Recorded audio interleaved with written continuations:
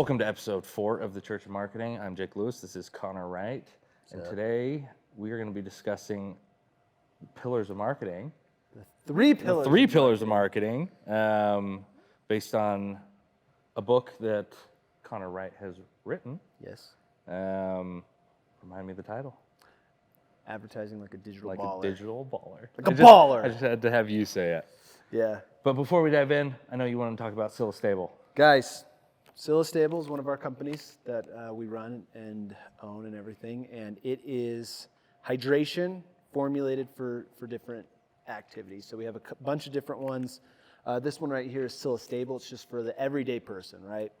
Dehydration is actually pretty dang common for people who aren't even lifting, working out, running. They need to just be drinking enough water, but a lot of times water's not quite enough to get rid of that dehydration, which can lead to headaches, a bunch of other things. Yep. Mental clarity being lost. So go ahead, check out Scylla Stable. I guarantee you it is the best tasting electrolyte drink there is. I've tried probably 10, 15 different ones, all the big ones and everything. I can honestly say this is the best tasting one. So go check it out. The watermelon apple is my favorite. Really? Oh, yeah. I do like the pomegranate acai. That's my favorite. It's a good one. That's probably my second. I would say coconut lime's my least favorite. What? Yeah. You're crazy. And then there's the strawberry pineapple. Yeah. I would say you're crazy. Would you are, but that's fine. Well, that's the great thing about watermelon America. apple tastes like a Jolly Rancher. It does. So it just makes drinking water fun. Oh, yeah. I mean, and a lot more delicious. I'm not saying that one's bad, but the coconut lime and the pomegranate acai, I don't know. They're great. Yeah. Depends. But anyways. Teach their own, right? Yeah, so let's get into the 3 pillars of advertising. Something I want to say about this is with all my employees, this is like our 10 commandments. But just 3. But just 3, right? I have told my employees, I will ask you at any time to name all 3 pillars, and if you cannot name those pillars, I will fire you on the spot. Nobody has failed yet, but he's not that serious. Not that serious, but kind of, because everything that you do in advertising, if you want to be successful, I've boiled it down to these 3 things. Okay. And I want to dive into them, and just because there's a lot of fluff in marketing, and that's part of the reason we started this podcast. Fluff in marketing, man. There's so much fluff. In content creation, there's fluff. In marketing, there's fluff. In advertising, there's fluff, and just there's so much advice out there, and I think that's where people struggle because it's not advice, though. It's not. Yeah. It's bad. So I call it the 3 pillars, right? So there's your audience, your creative, and your destination, right? What are those? So audience. Audience is the viewers. Yes. Right. In this case, it's your ideal customer. But a lot of people make the mistakes with their ideal customer. They think of, I'm going to have, it's women aged 30 to 40 who like Porsches and wear sundresses and spend their Saturday nights going out to bars and all this. And you're like, great, that doesn't really help me in my marketing and advertising, right? Your audience comes down to, those are all demographics, fine, whatever. Your audience comes down to who has the problem that my product solves. And that demographic might not cover them. And that demographic might not cover them, right? Because let's say, for example, we have a brand called Milestorm. It's a massage recovery device, right? It's great, by the way. Yeah, totally. Yeah. It's amazing. So let's say we're trying to solve the problem for people who have knee pain. Well, knee pain can be anybody. And so it doesn't come down to, we need to target people who are 55 and older and this, and this. It comes down to like, okay, who has that knee pain and where can we find them? How can we get in front of them, right? Like think of it in dating.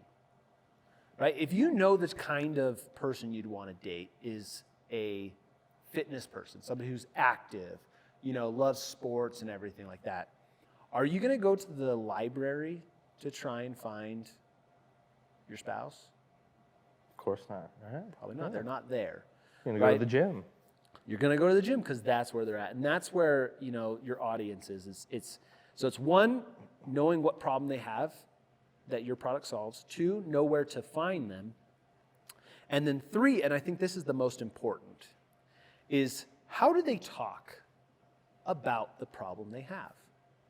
So for example, if your product solves foot pain, how do they tell their friends they have foot pain?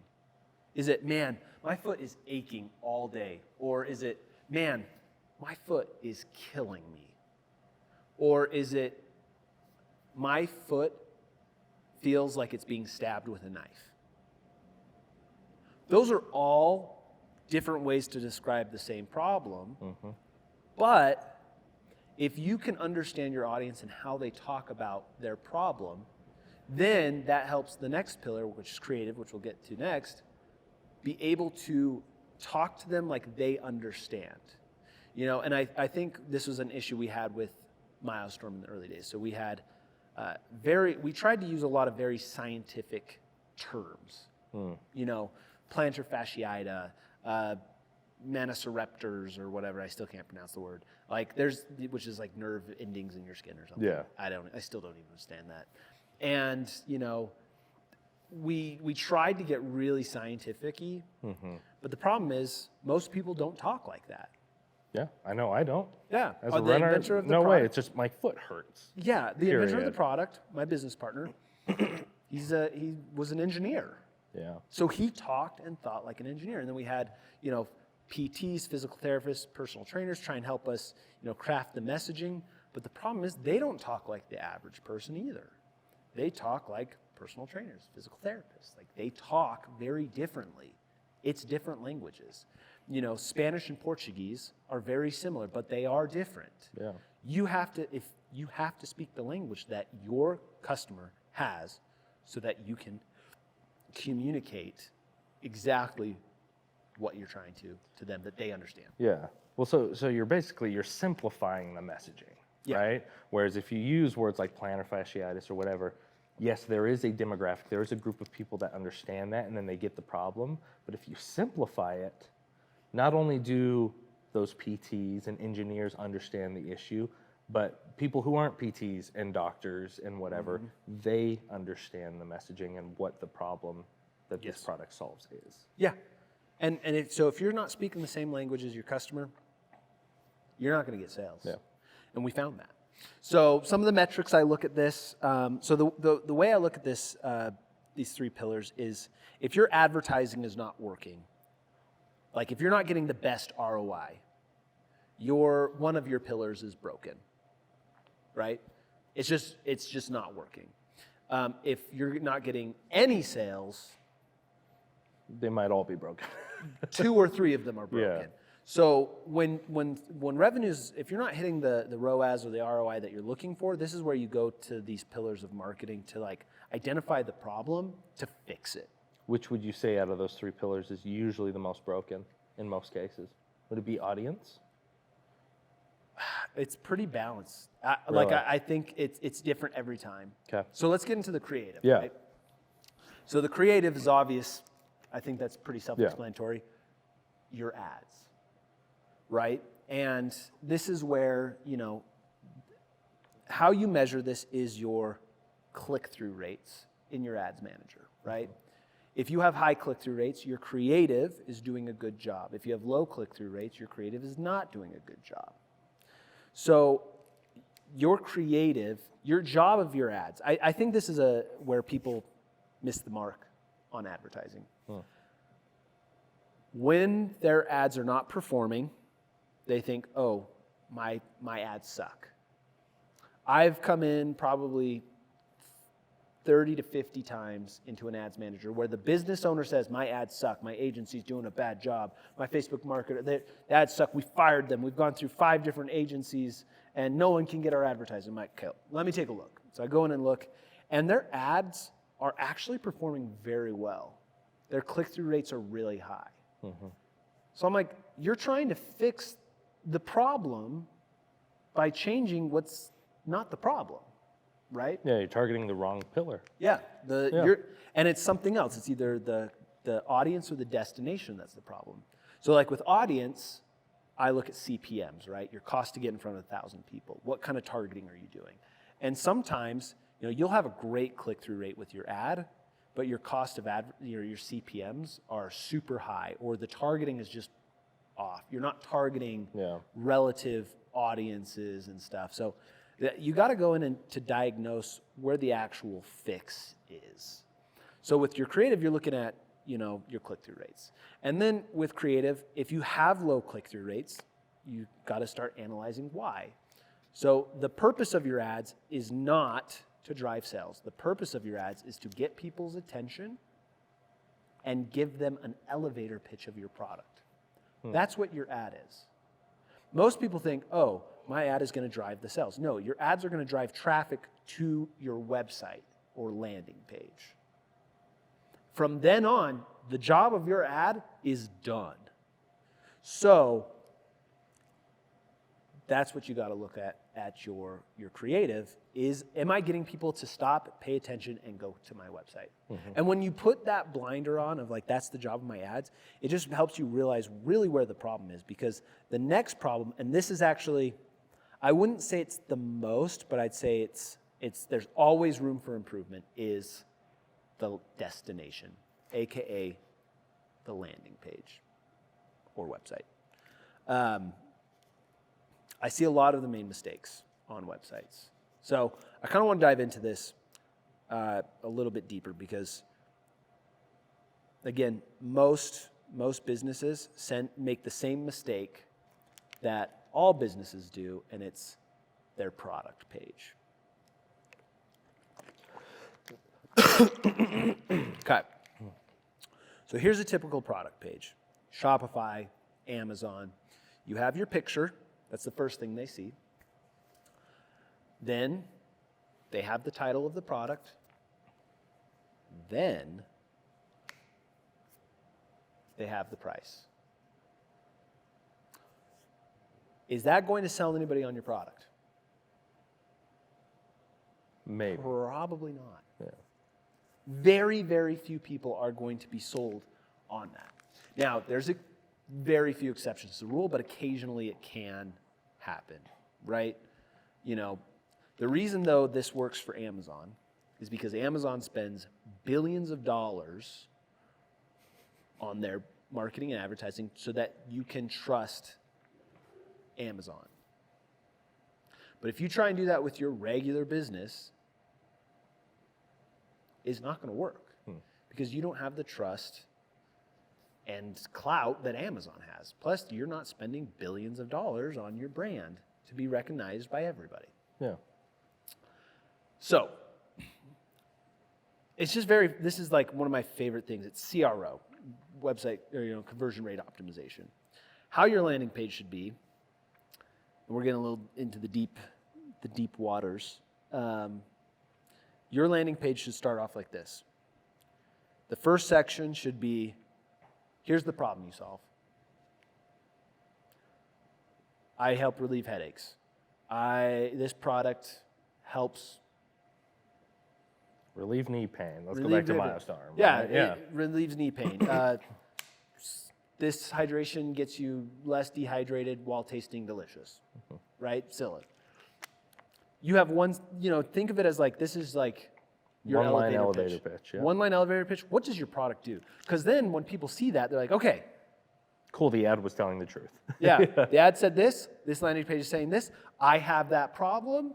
I'm in the right place. Next section, you can have some like simple, featured on things, if you don't have any of that, that's fine. But the next main section should be a product description with a picture of the product, right? Like, hey, this is what is being solved. Now here's the actual product. But that product description needs to have everything said tie back to that first section of what the main problem solved is. Then the next section should be features of the product that have benefits, so feature benefit, that tie back to the very first section. So for example, the Meteor. It helps with trigger point release. Great. Why does trigger point relief benefit the person to help them solve that first problem? Next feature, it heats up. Great. Why does heat help that person solve that first problem that's mentioned in the very beginning? The third one, vibration therapy. Why does that vibration therapy actually help with section number 1, right? So it all ties back. Then the next section should be social proof, right? Because now they say, okay, this is the problem it solves. This is the product. Here's how it solves that problem for me. How does it solve for other people? Yeah. Does it actually work? Does it actually work? Yeah. Great. It's like going to Yelp or Google reviews. Yep. You know, do I want to eat here? Do I want to buy this? Yeah, it says it's solving this problem for me, but how is it done solving it for other people? Yep. Next section, okay. Sure, it solves it for other people. Well, how does it compare to these other products that claim to do the same thing? How is it different? How is it better? A comparison chart right then and there, boom. Amazing. Yeah. After that, there might be some other sections that you might want to add. Maybe you have some free upsells or bundles or some better incentivization to buy it, right? Get this free course with it. You know, get it. Sign up, get 30%. Yeah, something things like that, right? Yeah. But then you have your offer. Now, this is where, as I've described this landing page, I want people to think, okay? There should not be a single button on the entirety of this landing page to take them to a product page where they can see the price. I remember when you first showed me this, I was skeptical. Yep. Because I was going, why is it all the way at the bottom? Because I'm used to most websites. You click, go to the product, picture, description, purchase, add to cart, whatever. I've had this conversation with dozens of marketers. I have argued till everyone's blue in the face that it hurts your conversion rate to let people skip the sales process. Which, if you think about it in like that context, the last thing someone needs to know is the price. Yeah, sticker shock is what you're trying to avoid. Yeah, don't give them sticker shock. Yeah. Like, let them be sold and be like, okay, this is awesome. Now what's the price? Right? And I have ran $10+ million of ad spend behind this type of landing page. It's never lost a test. Ever. For an example, I had a page like this for Milestorm. We had a really good conversion rate. Price point at the bottom. This is before my business partner, Jono, trusted me completely. Great conversion rate. It was crushing it. And then this new agency came along. They were going to be this like CMO type role. Like a fractional CMO? Yeah, and they had their other agency to help with this thing, and I was still running the ads, and it was, I was like, okay, well, let's see what they can do. They made a new website with this same model, and it took it from a 3% conversion rate for cold traffic, which is phenomenal for a $100+ product. 3% is next level. That's also losing sales to Amazon. If we looked at like the Amazon sales that were generated from Facebook ads as well, we're probably closer to 4 or 5%.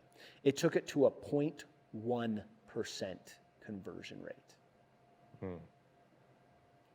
So we were going from a 3, 4, 5 ROAS to a point. So almost zero. To almost zero. And it happened overnight. And the agency's like, well, we don't think it's the landing page. I'm like, that's the only thing that's changed. What do you mean it? So then they started remaking the new landing page, and they were able to bump it up to 0.3%. And I was like, and we let it run for like a month or two. Oof. Ouch. When I say so much money was lost in potential revenue, it is absolutely heartbreaking. So it works. This landing page works, right? You just don't let people skip to the end. We fixed it. We got it back on track. But the point is, right, so this whole process is advertising to its simplest forms, right? Like, you have your 3 pillars. If something in your ads is not working, you have to look at one of the three pillars because it might not be your Facebook ads. Your agency actually might be doing a great job. They're just not owning the entire process. And it could be the landing page fault. It also could be the ad's fault, but it's not the click-through rates or the creative or the type of content you're running. It could be who you're targeting, or your messaging. You don't understand your audience. You don't understand how they talk. You haven't really narrowed down deep into who they are. And this type of mindset, what's crazy is I actually wrote this book 3 years ago, but I had been using these principles for 7-8 years.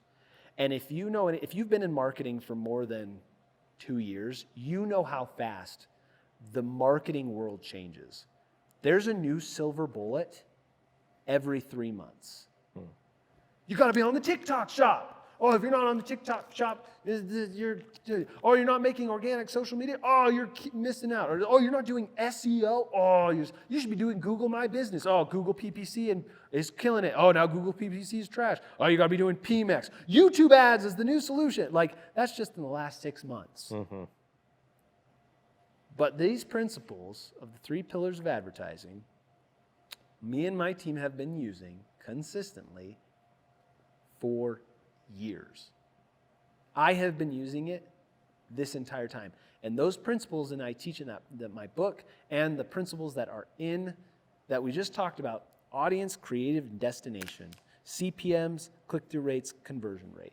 If you are having struggles with your ads, look at those 3 pillars, find where the pillar's broken, fix the pillar, your advertising will be better. It's that simple. I'm very passionate about this. Very. He is. I can attest to that.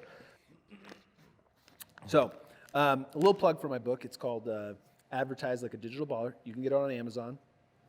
It's like 100 pages. Yeah, I read it in one evening. Yeah. A couple hours. Yeah. Is it the world's greatest writing? No, but there's pictures in it, though. There's pictures. So it makes it a little more entertaining. No dig at all. I loved it. I love it, too. I'm a picture book kind of guy. Yeah, go ahead and check it out. I go deeper into all of the different pillars, how to read the data, and it's the principles that me and my team still use today, every single day. I might go do a quiz to everybody. Just walk around. Got to do it. Yeah, just say, what are the 3 pillars of advertising? And if they don't answer, they might get fired. Audience, creative, destination. Boom, you're good. Boom, I'm good. Awesome. Cool. Well, that's it for today. That is it for today. So again, we'll put the link for the book down below if you want to check it out. I guess this would be not so much sponsored. I mean, you did write the books, but by all means, check it out. Again, short read. I read it in about an evening, and again, it's good, basic, straightforward marketing principles. It's none of the fluff. And then again, he goes deeper into each of those. So creative, what kind of creative? Audience, how do you establish that? Destinations, what kind of destinations? How does he design them? And he went into obviously a little detail on landing pages. Okay. But again, join us again next week for another episode. This is The Church Marketing. I'm Jake Lewis, and this is Connor Wright. See you next time.